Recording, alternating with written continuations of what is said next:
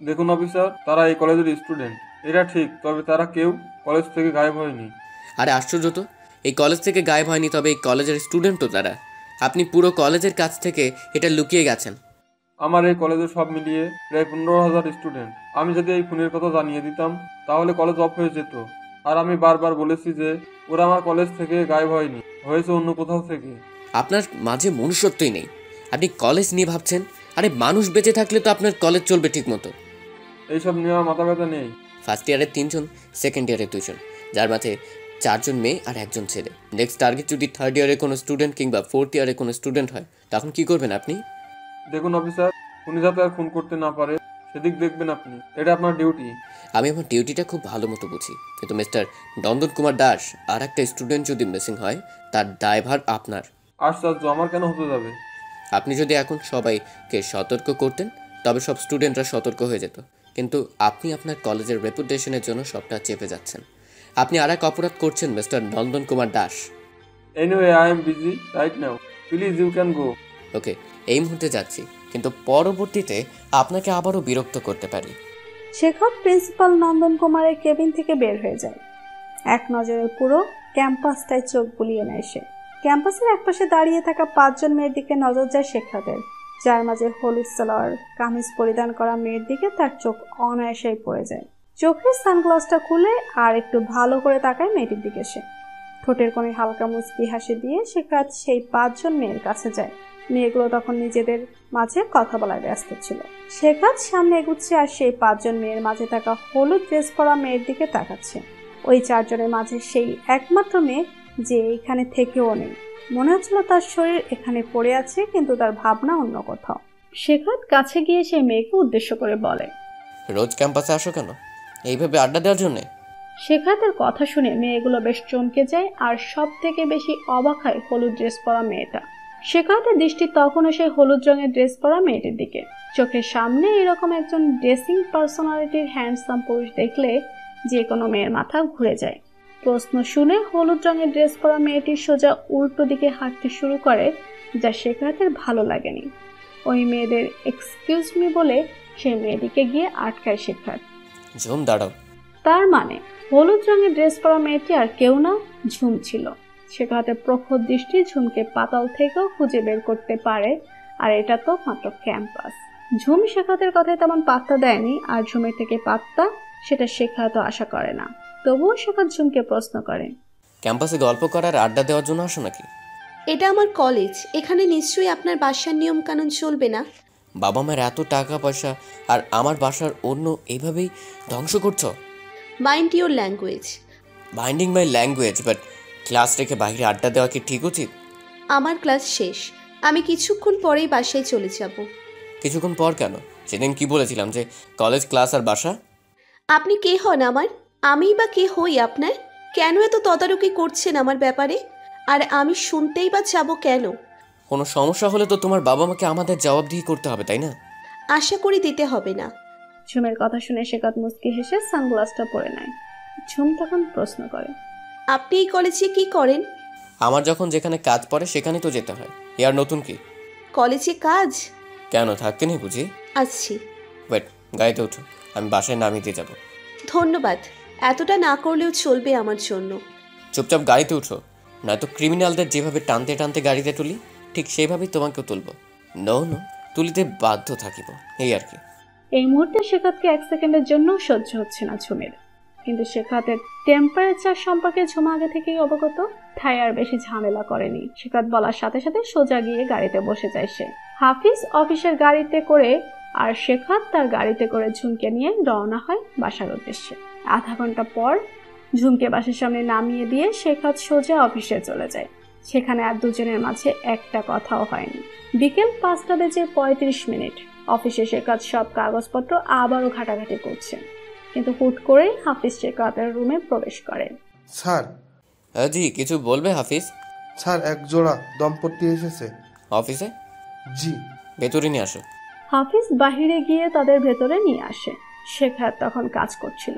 এরই মাঝে একজন ভদ্রলোক আর একজন ভদ্র মহিলা হুমড়ি খেয়ে পড়ে শেখাতের সামনে। তাদের দেখে শেখাত বেশ চমকে যায়। স্যার। স্যার। জি বলুন। স্যার। আগে বসুন, তারপর বলুন কি হয়েছে। স্যার আমার ছেলে গত 2 দিন আগে নিখোঁজ হয়েছে। মডেল থানায় কমপ্লেন করতে গেলাম, তারা এখানে পাঠালো। ভদ্রলোকের কথা শুনে শেখাতের মনের সন্দেহ আরো গাঢ় হয়ে যায়। তার মানে আরেকটা খুনের আগাম হদিস পেয়ে গেল শেখাত। 2 দিন আগে নিখোঁজ হয়ে গেছে, জানা নেই কবে আর কোথায় আর কি অবস্থায় তার লাশটাও পাওয়া যাবে। কোথায় একটা গন্ডগোল আছে। হুট করে আর একটা ছেলের এইভাবে গায়েব হয়ে যাওয়া দেখে বড় বেশি টেনশন হচ্ছে শেখাতের। ছেলেটার সমস্ত ডিটেলস নিয়ে চারদিকে খবর পাঠানো হয়ে গেছে, আর সেই রুমটার চারপাশে পাহারা বসিয়ে দেওয়া হয়েছে যাতে কোনোরূপ অঘটন ঘটে যাওয়ার আগেই সেই ছেলেটাকে উদ্ধার করতে পারে তারা। কাইসার মাহমুদ ছেলের নাম, মুক্তিনগর মডেল কলেজে বাংলা স্নাতক 2য় বর্ষের ছাত্র সে। আবারও সেই মুক্তিনগর মডেল কলেজ। শেখাত যা অনুমান করেছিল ঠিক তাই হচ্ছে। কাইসারের বাবাকে শেখাত প্রথম থেকে শুরু করে একদম কাইসার মিসিং হওয়ার আগ মুহূর্ত পর্যন্ত সব জিজ্ঞেস করছে আবারও। আপনার ছেলে কি সেদিন কলেজে গিয়েছিল? না স্যার। তবে কি হয়েছিল সেদিন? দেখুন মিস্টার মাহমুদ, কিছু লুকোবেন না, লুকোলে আপনাদেরই লস হবে।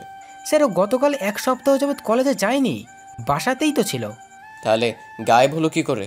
স্যার গত পরশুদিনও বাসাতেই ছিল, কিন্তু রাত আনুমানিক 7টা কি 7:30 হবে। আমি ওকে ফার্মেসিতে পাঠিয়েছিলাম 1 পাতা ওষুধ আনার জন্য। তারপর আর ঘরে ফেরেনি স্যার। তারপর আমার ছেলেটা আর ঘরে ফেরেনি। আপনি সেইখানে যাননি, ফার্মেসির কাছে যাননি বা কাউকে জিজ্ঞাসাবাদ করেননি? স্যার আমি ওর দেরি থেকে সাথে সাথে গিয়েছিলাম সেখানে। ফার্মেসি হারুন ভাই আমার পরিচিত লোক, তিনি বললেন কাইসার মেডিসিন নিয়ে বেরিয়ে বাসার দিকে এসেছে। কিন্তু না স্যার, ও তো বাসাতেই আসেনি স্যার। সেখানে আর কেউ ছিল না? স্যার আমাদের কলোনিতে 8টার পরপরই সব চুপচাপ হয়ে যায় স্যার, তেমন কেউই ছিল না। যত দ্রুত সম্ভব আপনার ছেলেকে খুঁজে বের করার চেষ্টা করব। আমরা সারা জীবন আপনার কিনা গোলাম হয়ে থাকবো স্যার। ছি, কি বলছেন এসব? এটা আমার দায়িত্ব এবং কর্তব্য দুটোই। আপনারা আসুন। কাইসারের বাবা মাকে শান্ত করে শেখাত পাঠিয়ে তো দিল, কিন্তু সে কি পারবে তাদের সন্তানকে ফিরিয়ে এনে দিতে? মিস্টার এবং মিসেস মাহমুদ চলে যাওয়ার পর শেখাত হাফিজকে ডেকে নিজের কেবিনে আনে। আমি আর কোনো রিস্ক নিতে চাই না হাফিজ। ওই রুমটায় আজ নয় কাল আবারও কাউকে নৃশংসভাবে খুন করা হবে। আমাদের সবাইকে সাবধান হতে হবে। জি স্যার, আমি ইতিমধ্যে সেখানে লোক লাগিয়ে দিয়েছি। হাইওয়েতে 4 জন লোক নিয়োগ করে দাও, কারণ খুনি খুন করে সেই লাশটা যাতে আমাদের চোখে পড়ে সেজন্য লাশকে হাইওয়েতে এনে ফেলে রাখো। তাকে আর এটা করতে দেয়া যাবে না। সেখানেও লোক লাগাও হাফিজ। Okay sir. শেখাত সব ব্যবস্থা করে ফেলে। শহর থেকে বের হতে যতগুলো বড় রাস্তা পড়ে সবগুলো রাস্তায় পুলিশ নিয়োগ করে দিয়েছে। সকল নদীবন্দরগুলোতেও পুলিশ মোতায়েন করা হয়েছে। কোথাও ঝামেলা দেখলেই যাতে সাথে সাথে ব্যবস্থা নিতে পারে সব ব্যবস্থা করা হয়েছে। আর সেই সাথে কাইসারকে খুঁজে বের করার পুরো প্রচেষ্টা চালাচ্ছে শেখাত। এইসব করতে করতে কখন যে রাত 2:30 বেজে গেছে শেখাতের খবরও নেই। বাসায় এসে দরজা খোলা পায় সে।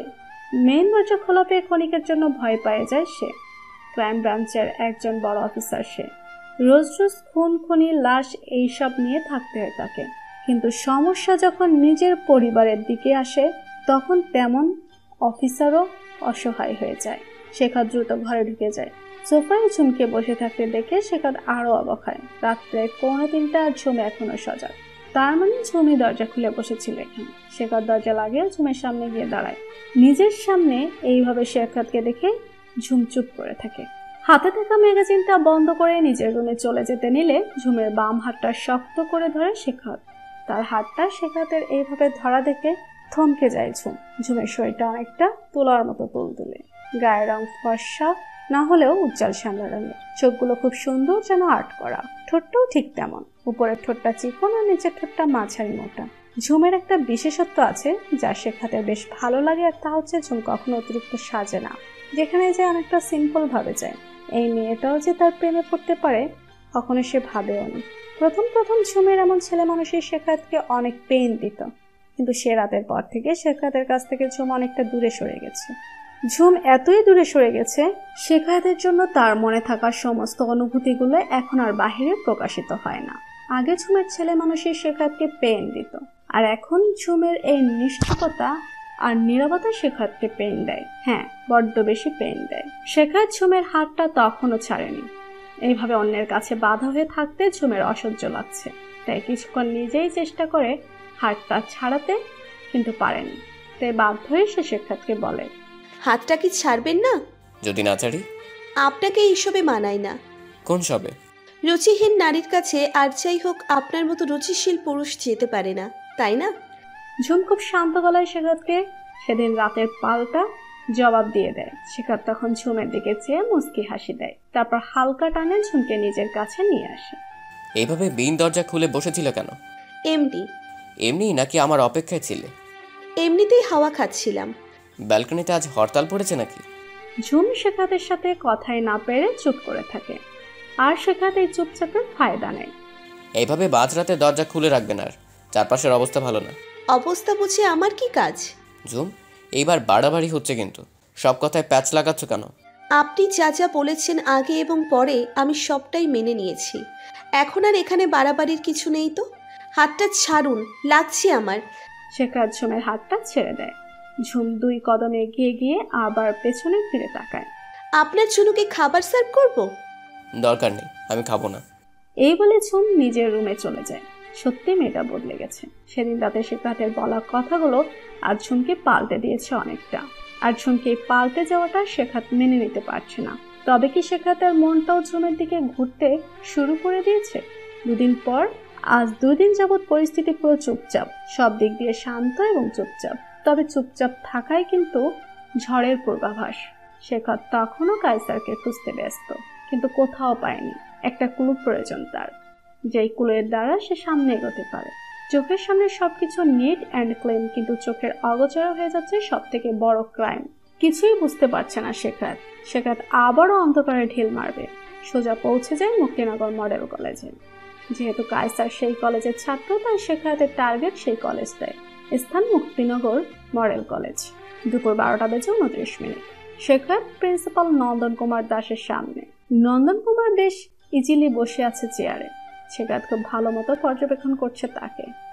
আপনি কি জানেন আপনার কলেজের বাংলা বিভাগের স্নাতক 2য় বর্ষের ছাত্র কায়সার মাহমুদ আজ 5 দিন যাবৎ নিখোঁজ? আমার কলেজ থেকে তো নিখোঁজ হয়নি। আমার তো আপনাকে এখন সন্দেহ হচ্ছে মিস্টার দাস। দেখুন অফিসার, লিমিটের মাঝে থাকুন। আপনি কাকে কি বলছেন? আপনার কাউকে সন্দেহ হয় কিনা বলুন তো? না, আমার কাউকে সন্দেহ হচ্ছে না। ওকে, তাহলে আপনার কলেজের স্টুডেন্টই কোনো mister Das. I don't know. দেখুন মিস্টার দাস, এইভাবে এড়িয়ে গেলে আরও মায়ের বুক খালি হবে। Please cooperate. দেখুন অফিসার, এই পুরো কলেজের ভারটা আমার উপর। আমি খুব ব্যস্ত এই কলেজের ব্যাপারে। এই ছোটোখাটো ব্যাপারে আমাকে জানাবেন না প্লিজ।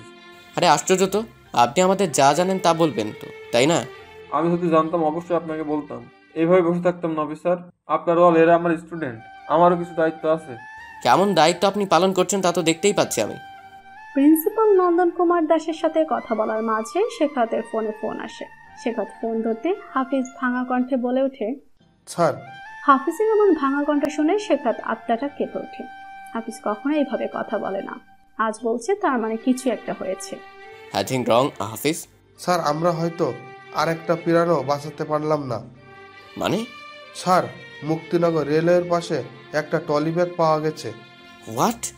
জি স্যার, স্টেশন থেকে ফোন দিয়ে জানিয়েছে স্যার, ব্যাগটা থেকে রক্ত পড়ছে। আমি ডিরেক্ট এখানে এসে গেছি। আপনি দ্রুত আসুন। আপনি আসলে ব্যাগে হাত দেওয়া হবে। হাফিজের কথা শুনে শেখাত নিজের চোখ দুটো বন্ধ করে ফেলে। সামনে বসে থাকা প্রিন্সিপাল নন্দন কুমার দাসকে উদ্দেশ্য করে বলে, মিস্টার দাস, আপনার কলেজ হয়তো আর একটা তাজা প্রাণ হারালো। এই বলে শেখাত বেরিয়ে যায়। গন্তব্যস্থল মুক্তিনগর রেলওয়ে স্টেশন। সেখানে হয়তো আর একটা লাশ শেখাতের জন্য অপেক্ষা করে আছে। না জানি সেখানে আর কোনো বিকৃত অবস্থায় লাশ দেখতে হবে তাকে। 8 ঘন্টার মধ্যে শেখাত স্পটে পৌঁছে যায়। সাথে নিয়ে এক বুক হতাশা। জানা নেই এই লাশটা কার। জানা নেই আবার কোন মায়ের বুক খালি হলো। জানা নেই এই লাশটা কি সেই ছেলের, যাকে খুঁজে বের করার জন্য আজকে 2টা দিন শেখাত রাত দিন পুরো এক করে দিয়েছিল। স্পটে পৌঁছেই অর্ডার দিয়ে দেয় ব্যাগ খোলার। রেলওয়ে স্টেশনের কাছে প্রায় 200+ লোক উৎসুক হয়ে চেয়ে আছে ব্যাগের মাঝে কি আছে তা দেখার জন্য। ব্যাগটা যেখানে রাখা আছে তা থেকে শুরু করে প্রায় অনেকটা জায়গা জুড়ে কাটা তারের বেড়া দিয়ে আটকে দেওয়া হয়েছে, যাতে বাহিরের কেউ এখানে না আসতে পারে। কনস্টেবল হাফিজ শেখাতের পারমিশন পেয়ে কাজ শুরু করে দেয়। 2 জন লোক দিয়ে ব্যাগটা খোলায়। ব্যাগ খোলার সাথে সাথে হাফিজ উফ নামক একটা শব্দ করে চোখ বন্ধ করে ফেলে। শেখাতে গিয়ে আটকে ওঠে। যে 2 জন লোক ব্যাগটা খুলেছে তারাও কুঁকড়ে যায়। এইভাবে কেউ কাউকে। শেখাতের কথায় লাশটাকে ব্যাগ থেকে নিচে নামানোর ব্যবস্থা করা হয়। সেখানে সাদা কাপড় বিছিয়ে লাশের এক একটা অংশ রাখা হয়। অংশ হ্যাঁ, লাশের অংশ, শরীরের অংশ। দুটো হাত কাটা, দুটো পা কাটা, গলাটাও কাটা। গলার নিচ থেকে শুরু করে নাভির নিচ পর্যন্ত ফাড়া। নাড়িভুড়িগুলো বের করে এক পাশে রেখে দেয়। মাথাটা কেটে লাশের নিচে রাখা হয়েছে। চোখ নেই আর মাথাটাও ফাড়া। হয়তো মগজ বের করে নেওয়া হয়েছে। পুরো বডিটাই মারের চিহ্ন। কেন যেন মনে হচ্ছে খুন করার আগে ইচ্ছা মতো মারা হয়েছে। সব মিলিয়ে এক বিভৎস লাশ। তবে এইবারের লাশটা অন্যরকম।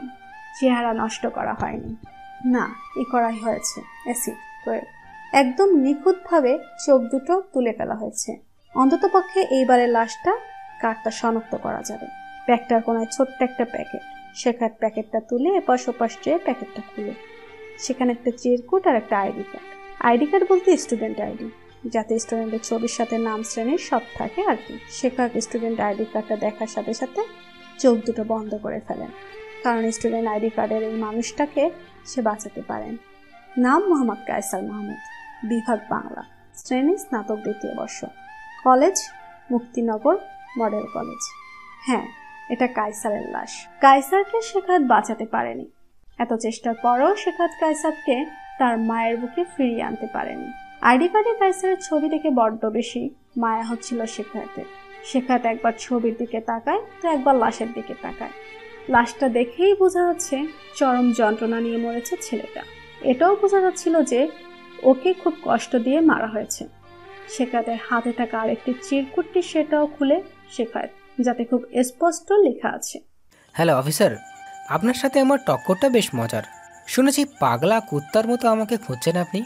এই প্রথমবার এইভাবে লুকোচুরি খেলতে খুব মজা লাগছে। জানেন তো, আমি ছোটবেলায় অনেক লুকোচুরি খেলতাম। আহারে, ছেলেটাকে খুঁজে বের করার জন্য কত কি করলেন, কিন্তু কি হলো? পারলেন না তো বাঁচাতে, আর না পারলে আমাকে ধরতে। ম্যান টু ম্যান খেলে মজা নেই, লুকোচুরিভাবে খেলি তাতেই মজা, কি বলেন? বাই দ্য ওয়ে, কাইসারের চেহারা নষ্ট করিনি আপনার কথা ভেবে। ভাবলাম বেচারার জন্য এত কিছু করলেন, ও লাশটা থেকে অন্তত নিজেকে একটু সান্ত্বনা দিতে পারবেন। অবশ্য আপনি তো সব রাস্তা নদীবন্দর সব কিছুতেই পাহারা বসিয়ে রেখেছেন। বাট আফসোস, রেলওয়ে স্টেশনের কথা ভুলেই গেছেন। নটি অফিসার, ব্যাড অফিসার, শুধুই আমার পেছনে লাগে, দুষ্ট একটা। তুমি আমায় যত খুঁজে বের করার প্ল্যান করবে আমি ততই ভয়ঙ্কর হয়ে উঠব। নেক্সট টার্গেট হচ্ছে, না বলবো না, আমি বলবো না। চ্যালেঞ্জ নিয়ে খেলতে আমার বেশ লাগে। না, খেলতে না, লাশগুলো শুনে আমি শান্তি পাই। হা, তোমার সাথে চ্যালেঞ্জ নিয়ে খেললাম, আর চ্যালেঞ্জ দিলাম খুঁজে বের করো আমায়। Tata, bye bye. চিরকুটের লেখাটা পড়ে শেখাত পুরো স্তব্ধ হয়ে যায়। এর লেখার স্টাইল আর ভাষা প্রয়োগ একদম সাইকোদের মতো, তবে ইংলিশটাও তার বেশ ভালো জানা। শেখাত আপাতত চিরকুট নিজের কাছে রেখে দিয়ে কায়সারের লাশ ল্যাবে পাঠিয়ে দেয় এবং সেই সাথে কায়সারের বাবা মাকে ইনফর্ম করে দেয়। সেই সাথে শেখাত সোজা অফিসে চলে যায়। বাকি কাজগুলো সেখান থেকেই করবে সে। স্থান মুক্তিনগর ক্রাইম ব্রাঞ্চ। সময় বিকেল 5টা। অফিসে এসে অনেক চিন্তায় পড়ে যায় শেখাত।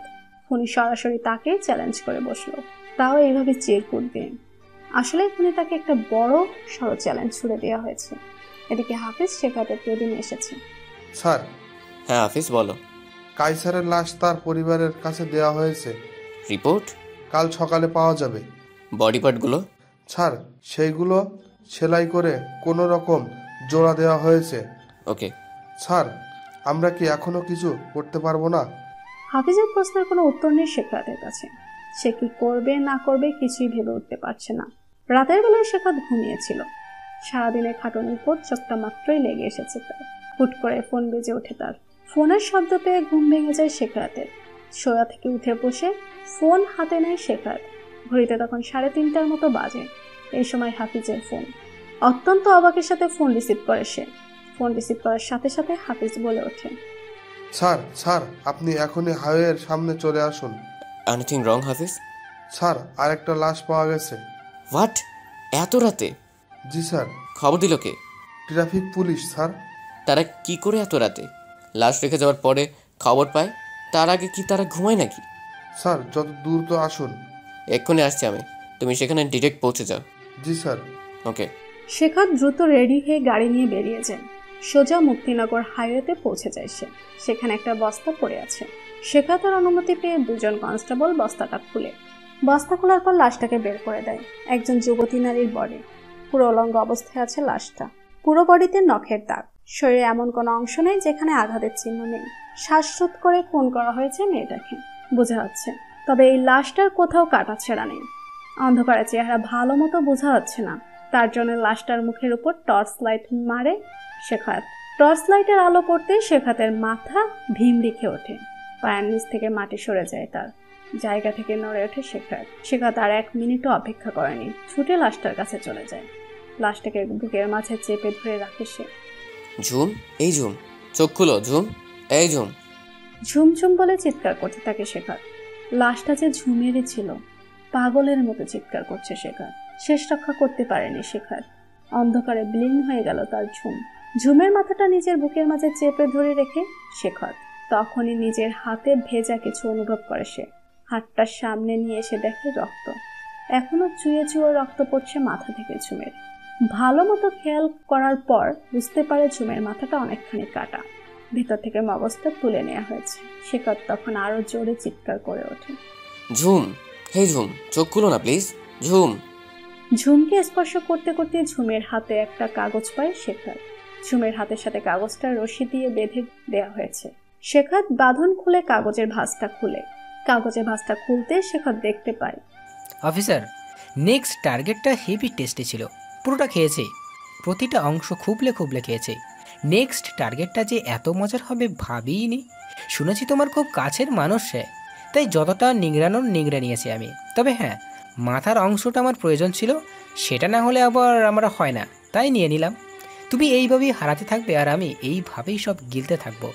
তুমি কিছুই করতে পারবে না অফিসার সাখাওয়াত, গুড বাই। শেখাত তখন আরো জোরে চিৎকার করে ওঠে। ঝুম। শেখাত ঝুম বলে লাফ দিয়ে ওঠে, নিজের চারপাশটা ভালো করে দেখে নেয় শেখাত। শেখাত তখন নিজের রুমে নিজের খাটেই বসা ছিল সে, পুরো শরীর ঘেমে গেছে তার, মুখ দিয়ে কথা বের হচ্ছে না তার। শেখাত তার হাতের কাছে থাকা পানির গ্লাসটা হাতে নিয়ে পানিটুকু খেয়ে নেয়। এত ভয়ানক একটা স্বপ্ন দেখেছে সে, তা আবার ঝুমকে নিয়ে। শেখাত কোনো রকম দৌড়ে গিয়ে ঝুমের রুমের কাছে চলে যায়। দরজা খোলা থাকায় সে ঝুমের রুমে ঢুকে যায়। ঝুম তখন গভীর ঘুমে মগ্ন। ঝুমের ঘুমিয়ে থাকা শান্ত চেহারা দেখে একটু নিশ্চিন্ত হয় শেখাবত। ঘুমের মাঝে ঝুমকে বেশ লাগে, মনে হচ্ছিল যেন কোনো এক শান্ত মায়াবী কন্যা ঘুমিয়ে আছে। এই প্রথম ঘুমন্ত অবস্থায় ঝুমকে দেখছে সে, এর আগে কখনো ঝুমকে দেখার সুযোগ বা ইচ্ছে কোনোটাই ছিল না তার। ঝুমের রুমে থাকা দেয়াল ঘড়িতে শেখাওয়াতের নজর যায়, ঘড়িতে প্রায় 3টার মতো বাজে। এত রাতে ঘুমটা এইভাবে ভেঙে যাবে ভাবেনি সে।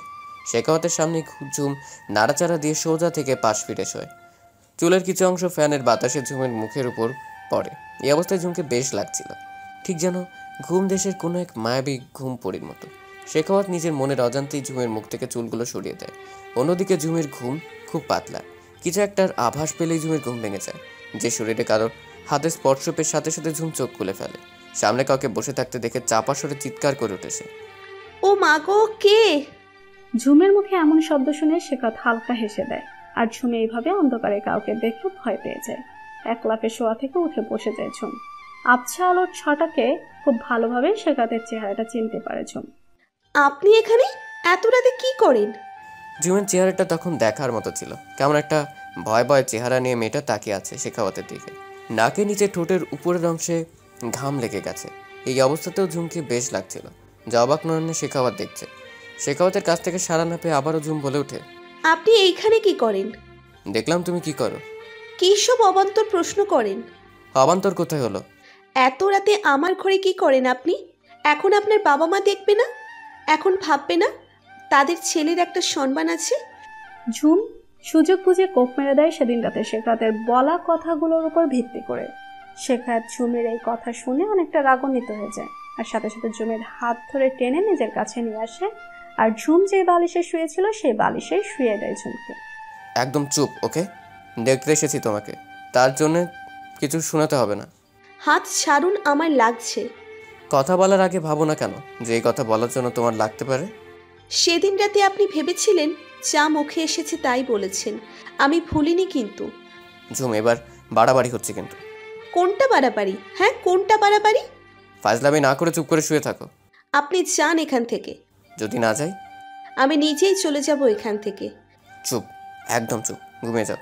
আর হ্যাঁ, কাল থেকে কলেজ যাবে না কিছুদিন। কেন যাব না? আমি 100 বার যাব কলেজে, তাতে আপনার কি? ঝুম, এবার মায়ের খাবা কিন্তু। মারুন, কে মানা করেছে? মারুন, সমস্যা নাই তো। শেখর তার কথা না বাড়িয়ে রুম থেকে বেরিয়ে চলে যায়, আর ঝুম সেখানে বালিশ চেপে কেঁদে দেয়, কারণ সে যে এখনো ভালোবাসে শেখরকে। স্থান মুক্তিনগর গ্রাম ব্রাঞ্চ, বেলা 12টা। শেখর পুরো ঘটনাগুলোতে আরও একবার তার প্রখর দৃষ্টি দেয়। কোথা থেকে ঘটনা শুরু হয়েছে, কোথায় গিয়ে শেষ হচ্ছে। হুট করে একটা চরম সত্যি শেখাতের হাতে লাগে, আর তা হচ্ছে মুক্তিনগর মডেল কলেজের স্টুডেন্ট ছিল বেশি, আর সেখানেরই স্টুডেন্ট টার্গেট করা হয় বেশি। ওই কলেজের মোট 6 জন শিক্ষার্থীর খুন হয়, যার মধ্যে 4 জন মেয়ে আর কায়সার সহ 2 জন ছেলে। আর একটা কুলু শেখাতের হাতে লাগে। সাথে সাথেই হাফিজকে খবর দেয় শেখাত।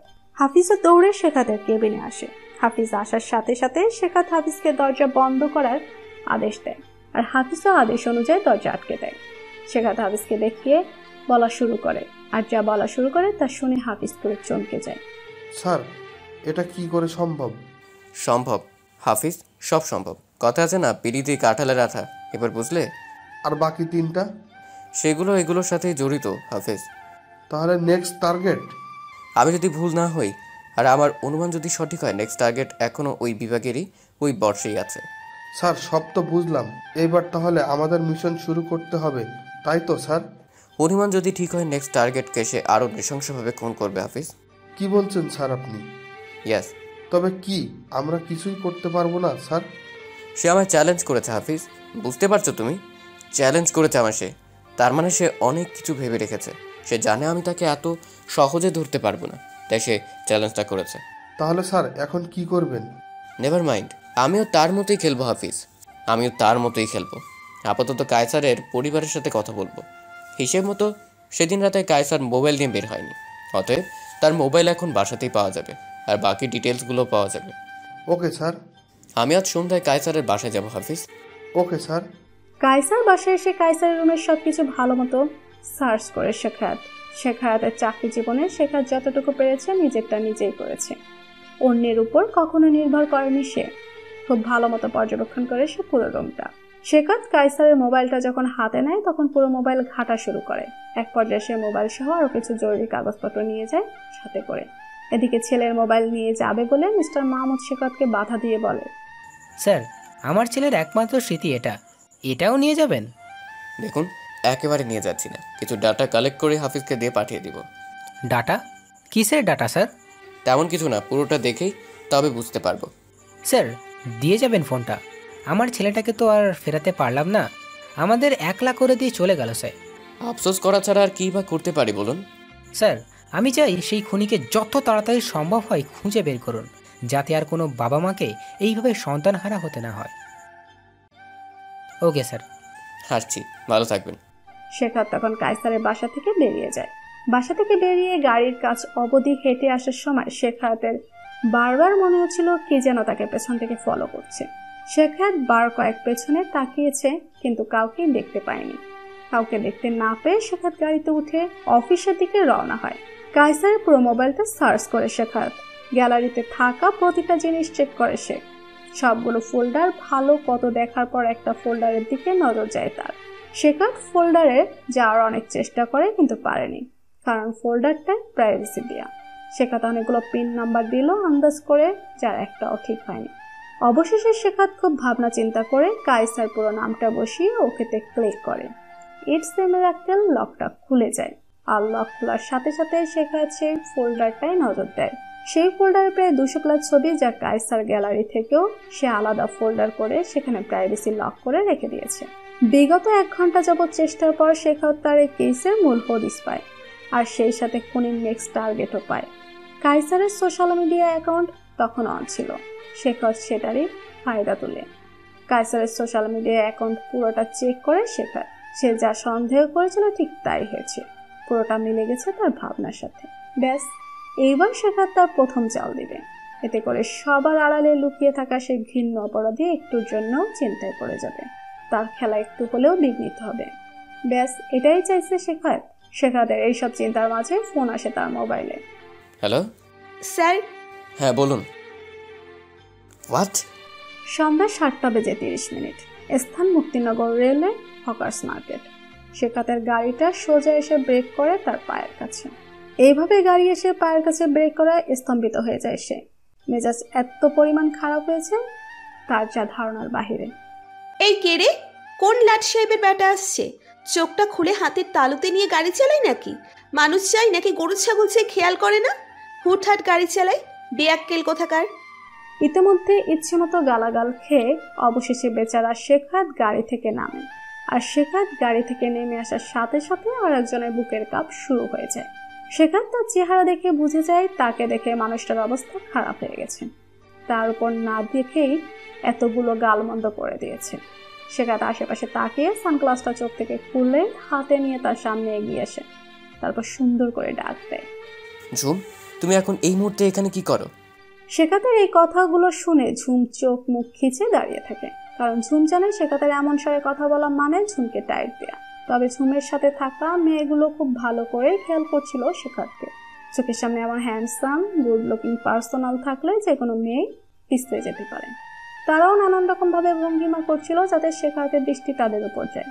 কিন্তু শেখাতের নজর ঝুমের দিকে, আর ঝুম সে তখনও আর একদিকে নজর করে তাকিয়ে আছে। ঝুমকে উদ্দেশ্য করে শেখাত আবারও বলে,